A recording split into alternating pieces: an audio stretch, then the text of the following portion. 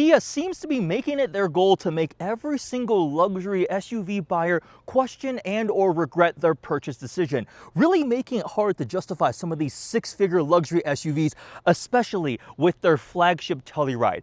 This thing has been incredibly popular since it first came out, and honestly, they probably could have continued to sell the previous generation, but they did not want to take a break. So we have the all-new 2027 Kia Telluride. Their flagship has been given an all-new generation, and today we're going to be spending some time living with two different versions of it. This one here has the all-new hybrid powertrain, and there's a revamped X Pro version, a more rugged, go-anywhere, all-terrain version. So what is the Telluride like in the real world, and can it justify the luxury aspirations? We're going to find out.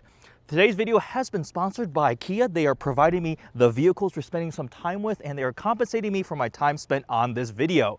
Let's go check out the Telluride. Take a look at the lineup of Tellurides. We've got X Pros and hybrids. We're currently starting off today in one of the hybrids. We will spend time in the X Pro. I think it looks pretty tough. Now, which one is the one I'm driving?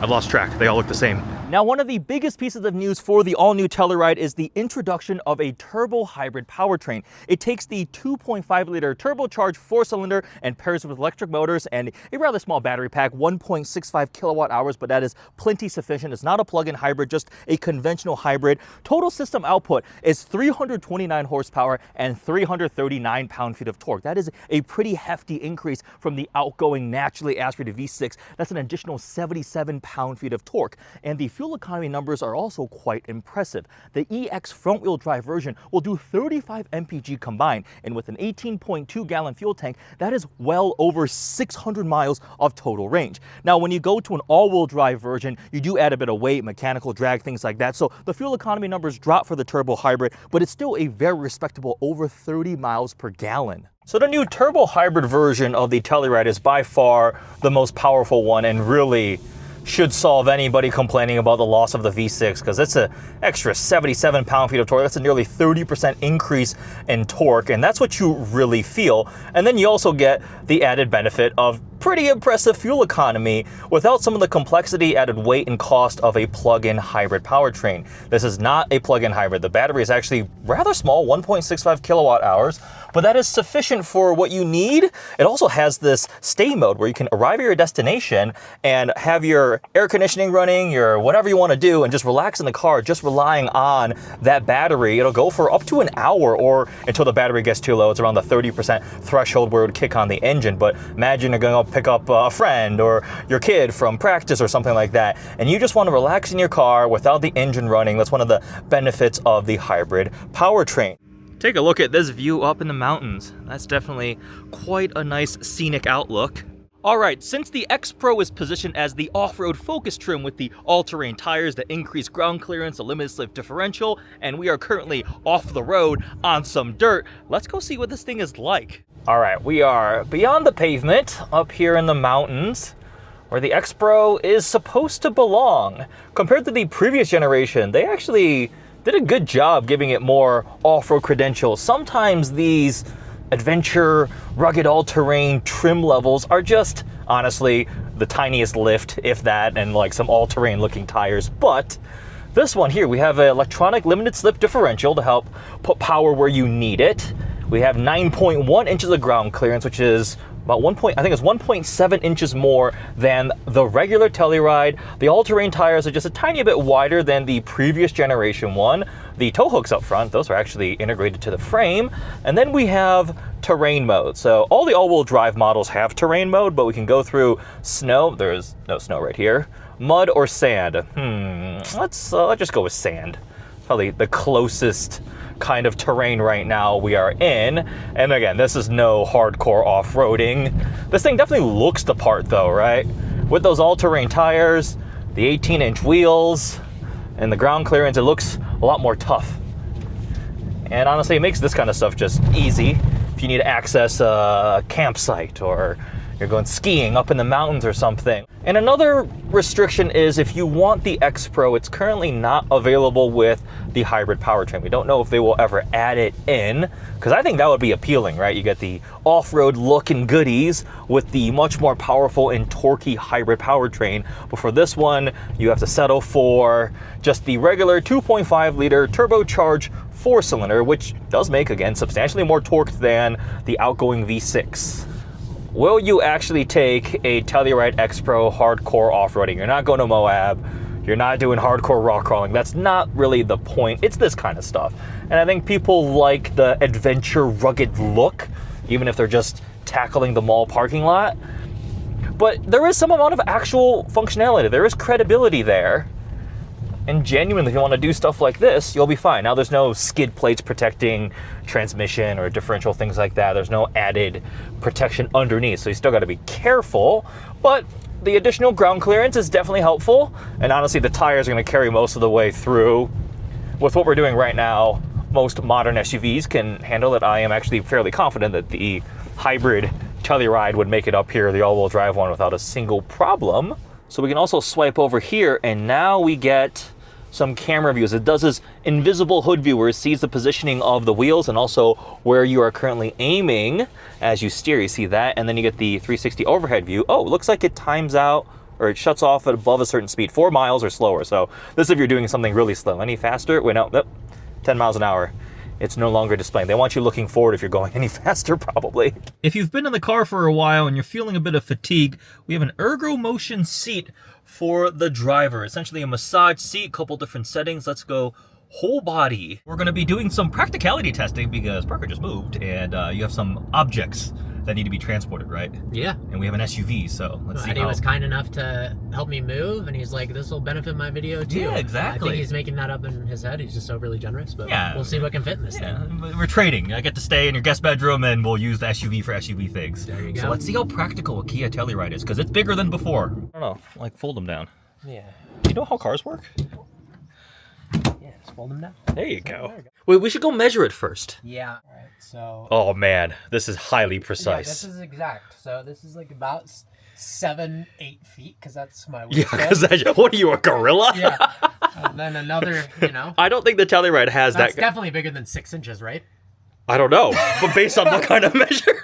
So is the Kia Telluride practical? I think the answer is yes, Parker. Holy crap, dude. Yeah, I was really nervous about moving this. One of my favorite photographers, Peter Lick, and it's huge. Dude, this is massive. And I thought for sure I'd have to get a U-Haul, and Yeah. this thing freaking fits. So, second row folded down, third row folded down. We moved the passenger seat all the way forward. That extra Unbelievable. 2-ish inches of wheelbase length really No, it made did the help. difference. Yeah, It made the difference. literally, it fit perfectly. Yeah, like we have no room. yeah. Honestly, I am so impressed. This giant print, the framed photo, has been transported by the Telluride. The matte finish on this looks pretty cool at night. And you have the blacked out Telluride lettering with the logo on this X Pro. It's so crazy you can get matte finish paints from the factory. Door handles pop out to greet you. Oh, and you have the Telluride puddle lamp with the lettering. Look at all these different display themes. Now I understand why like everything was animal themed. So look, all of these tiles have different nature themes. Look at this one. It's a bunch of different animals. That's kind of adorable. Is that that's a quokka or whatever, like that little Australian friendly smiling animal. Little kitty. What? Whoa. Oh, it's letting me preview to like the different themes. This is like space themed. It makes the Telluride look like a little spaceship. This is actually way cooler than I thought it was. You could pick a user profile, like, I want to be Darth Maul. Oh, is this like the light side and the dark side? Yeah, we're being good. Jedis, you can be R2-D2, or like an X-Wing, or C-3PO, or Chewbacca. Or if you're feeling a little more evil, you can be General Grievous. You can be the dark side. This is actually really fun. That's really cool. All right, I found a very dark parking lot. Oh, ooh, that's really cool too. Because I want to show you guys some of the lighting features. All right, go ahead, close the door. Got lots of illumination. The door handle here, underneath the side view mirror. Go ahead and lock the vehicle. quick little animation welcome, and then the illumination along the side to help you see getting it. That's actually very, very nice and bright. Let's see what the taillights do. The design of the taillights actually really echo the look of the front too. So that should be lock. Go ahead and unlock. A little bit of an animation too. Quick and simple, very nice. All right, on the inside, currently have the ambient lighting set to this red glow.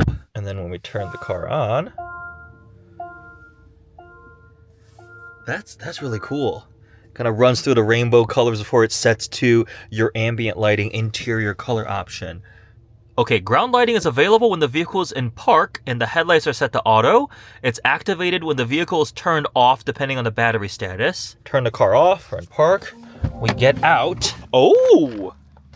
Look right here. That's illumination back here.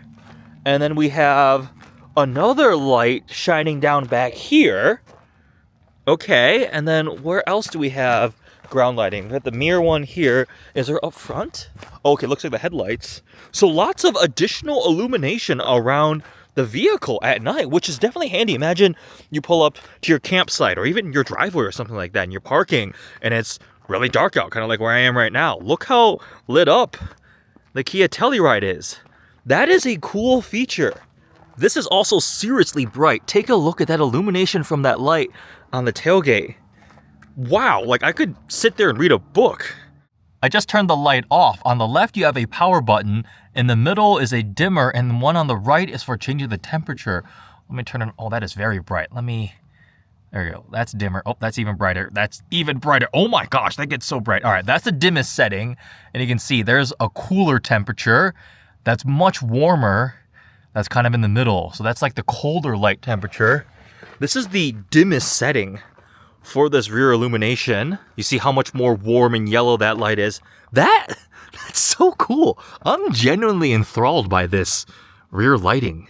Like, that's such a cool feature. Like, usually, yeah, you get illumination back here with the dome lights when you're loading groceries or stuff in the back, but that takes it to a next level. Like, imagine you're camping or something. You come back at night from the bathrooms or showers or whatever. You need to organize your toiletries or something. Just all the different use cases. That's so cool.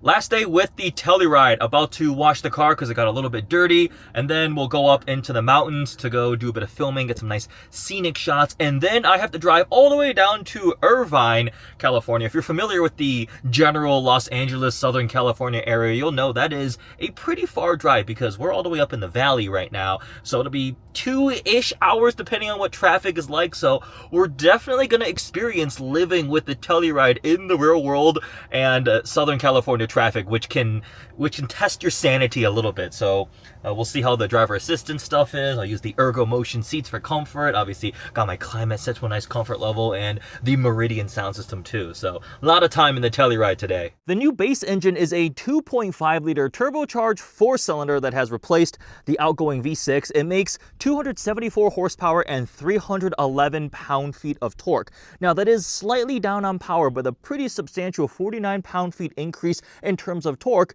And in an SUV like this, it's the torque that you really feel that helps you get going. Now, something important to note is the Turbo 4 is paired to an 8-speed automatic transmission, but if you go up to the hybrid powertrain, that gets a 6-speed automatic.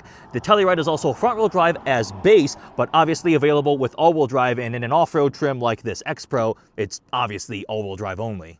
Let me take you on a tour of this Telluride X Pro. Very, very different front fascia and personality compared to the hybrid version. When this front end first came out, I was like, that kind of reminds me of a waffle maker. You get this rectangular grid of these black pieces here, and these front tow hooks are very much functional. They are actually attached to the frame, and the overall front fascia gets redesigned in between the X Pro version and the more on-road focused one. This one is definitely much more rugged looking. The headlights and the DRLs are all moved really far out to the edge. The whole Kia Opposites United design language, it's definitely super distinctive and stands out. I've seen these on the road already, and they definitely will turn heads. It is rather interesting seeing how far out to the edge the headlights. It makes the face of the car look really, really wide. And on this one, the Kia logo has been blacked out up front. And then the other crazy thing is you can get matte finish paints from the factory. This matte goldish brown is actually a really, really cool finish, and I think think it ties nicely here with the X Pro. You'll also note the black here around the wheels with that little notch right here, which is a really interesting design element. We've got 18-inch wheels. The other trims can go up to 21-inch wheels, much more on-road luxury looking, whereas these are a bit more of the tough, rugged, all-terrain look with the all-terrain tires. And the X Pro here gets 9.1 inches of ground clearance. That's an additional 1.7 inches versus a regular Telluride, which sits at 7.4 inches. You also see this cladding down here is in this kind of soft black look to it. It's got a matte finish with some of the gloss black here instead of a chrome look. Matching taillight design that really echoes the look of the front, also really pushed out towards the edge of the vehicle. Pretty minimalistic here. You do get an X Pro badge here, and then these are also functional tow hooks out back. They are connected to the frame. Also, check this out. You can fold up this cargo cover and it becomes this table right here with built-in cup holders on either side. So you go ahead and put a beverage right there. Or that happens. And then there's also a built-in ruler if you want to measure something in inches or centimeters. Pretty cool innovation for this little rear cargo cover. And then we have a 12-volt, 180-watt outlet right here. And then on this side, a full AC 115-volt, 150-watt outlet if you want to plug in a laptop or something, get some charge. Let's take a quick look at the interior. This was really interesting. I noticed a QR code on the door, and I was like, why is there a QR code? I scanned it, and it takes you to this Kia website about like materials and sustainability, which is really cool. I don't think I've ever seen a permanent QR code etched on the inside of a car. This is the passenger seat up front, so you got heated and cooled seats. And look at this forged carbon trim, which is really, really unique. A different personality compared to the engineered wood trim on the other one we were driving, which is much more luxury leaning. This one's kind of darker, more moody and aggressive with the carbon trim. This whole interior here is finished in black. The seats have some interesting stitching here with the leather feel and then some suede contrast with the X Pro logo stamped in. And take a look at these headrests. They're this mesh material and really, really bouncy and actually quite comfortable and supportive. You put your head into it and it just cradles it so nicely. I'm actually a really big fan of these headrests. We also have a full suede headliner, everything, including the sun visors. Everything is all suede, and that is also that's a legit luxury car touch, right? You actually have to option that on some pretty expensive luxury cars. On the driver's side here, we've got heated, cooled seats, memory seats. This is for your ergo motion massage seats, and the heated steering wheel control is here on the door panel. And then everything else is pretty self-explanatory. This is the lever to get out. And then the dual 12.3-inch panoramic display screens with a little climate screen here in the middle, which is pretty handy. So it always stays there for you to see what's going on with your climate controls. But then you have these actual toggles to change your temperature, your fan speed. We've got 3 USB-C ports right here. This one is for data if you want to run wired CarPlay, but this thing has wireless CarPlay, Android Auto, and then 2 more for charging. And then you have not 1, but 2 wireless phone charging pads. And I really like that there's this little cradle right here. It's kind of rubberized, but it can hold your phone in place. And something a friend noticed, like all these new phones have the camera bump, right? And because of this, it allows it to actually sit flush because it drops down a bit and it holds your phone in place and actually has really good contact for wireless charging. So this is pretty nifty. So you and your passenger can do wireless charging. Plus, you get more charging points here. We have auto hold, hill descent. This is for pulling up your cameras, which actually are pretty awesome too. We've got overhead view, so many different camera views in the back. You get the 360 rendered view and things like that. You can pan around. So lots of really cool camera tech.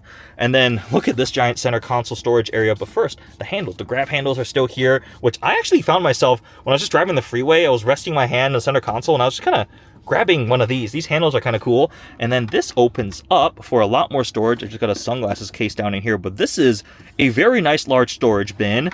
The cover closes like that. And if you need cup holders, you go pew, pew, and they pop out. If you only want one cup holder, you can hide that away and just put one beverage there.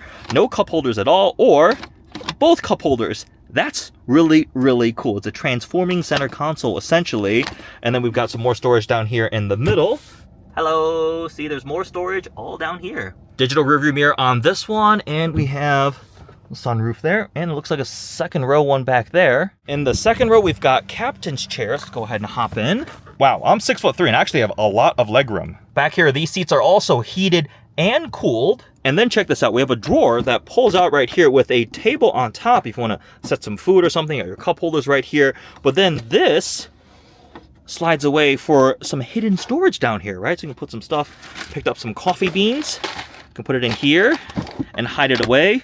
But I should take that out so I don't forget that I left coffee beans in here. I actually, this is embarrassing, I left the coffee shop with these just sitting on a table, so I had to go back and get my coffee beans. USB-C ports on the back of the front seats for your second row passengers, so that's very nifty. Nobody is gonna run out of electricity on their personal electronic devices when they're in this thing. Also, suede on the back here, that's pretty cool. And you guys just see through the mesh on the headrest right there. And then your climate panel is up here for your second row passengers. So it frees up some of the space down here for this little slide out, because oftentimes you have this bank of buttons for controlling your second row zone of climate, but they're actually moved up here. You got air vents, some lighting. There's more USB-C ports back here, and there's available optional third row heated seats. This one does not have it, but you can option heated third row seats. So all 3 rows of seats can be heated. The captain's chairs have the armrest down here. The rear cargo shed I have hanging out back here because it goes across here, but I wanted to fold the third row up to show that. See, I've got a beverage here. Cup holder out. Other cup holder out. All right, it is time to hit the road. 2 hours and 37 minutes, and as usual, traffic. Heavier than usual traffic on your route. Lovely. This thing, I'm really liking the looks of this thing. When it first came out, I wasn't in love with the styling. I thought the front end was a little more polarizing. Definitely unique, definitely distinctive, and it definitely stands out, but different, right? I think the previous generation Telluride, everybody could agree that it looked really nice. It was a handsome SUV from all different angles. This one here, it may be a bit more polarizing, but it has grown on me. This X Pro has a very different personality from the more luxury hybrid one we were driving that had the body colored pieces in the front fascia, some chrome touches. This one's all like blacked out, looks much more tough and rugged. And I love that you can get matte paints, right? All of the Kia vehicles you can order in matte paint. Like, that's such a cool offering in a mainstream vehicle. I am properly impressed with the new Telluride this week. I have really enjoyed driving it. It really delivers so much of the luxury vehicle experience for half the price, for a significantly lower price point. If you define a luxury vehicle as the technology, the comfort, the convenience, the materials, this genuinely checks so many of the boxes for tens of thousands of dollars less. Let's talk about the value. So the entry-level Turbo 4 Telluride starts at $39,190, so just under $40,000. Now, when you go to one of the higher trims, this is like the top tier X Pro, SX Prestige with the Turbo 4, not hybrid yet. This starts like in the mid 50s. This one here has been optioned at just under $60,000. I think the only option is like the paint and destination delivery. So this one is like 59 something, just under 60 grand. You get so much for your money. We've got heated cooled seats. I've got a massage driver's seat, heated second row seats, the captain's chairs. I love all the convenience innovations, right? The storage options, the little luggage cargo shelf in the back with the cup holders and the tape measure and like little hidden storage.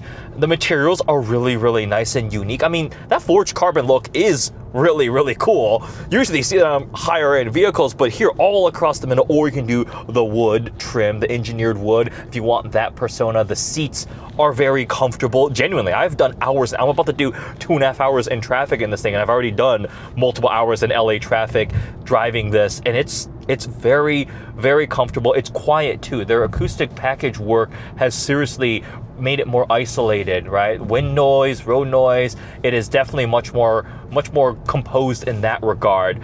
The suspension, it rides fine. This X Pro here, it absorbs all the bumps without a problem. It's not like floaty air suspension experience, but I thought it's pretty nice, and I haven't been worried about hitting potholes or things like that because these tires, right? And the ground clearance has been really solid. Really, the only thing that isn't true like double the price luxury SUV experience would be the powertrain, but at the end of the day, this is still a mainstream Kia family focused SUV, and something like this Turbo 4 is pretty standard for the segment at this point. And when you do want to upgrade going to the hybrid, you get substantially more power torque, you can feel it, and you get such impressive fuel economy. In the rear world, I did a little freeway / rear world like on the road stint, and it was like low 30 mpg. Like I was getting that, actually achieving that. When you multiply it out by the size of the fuel tank, that is really impressive usable range, and you run this thing on regular gas, so you're saving money there. You get the power figures, the fuel economy on a regular 87 octane. Now, we didn't talk about the hybrid pricing. It is going to be more expensive, obviously. It's a more complicated, higher end powertrain.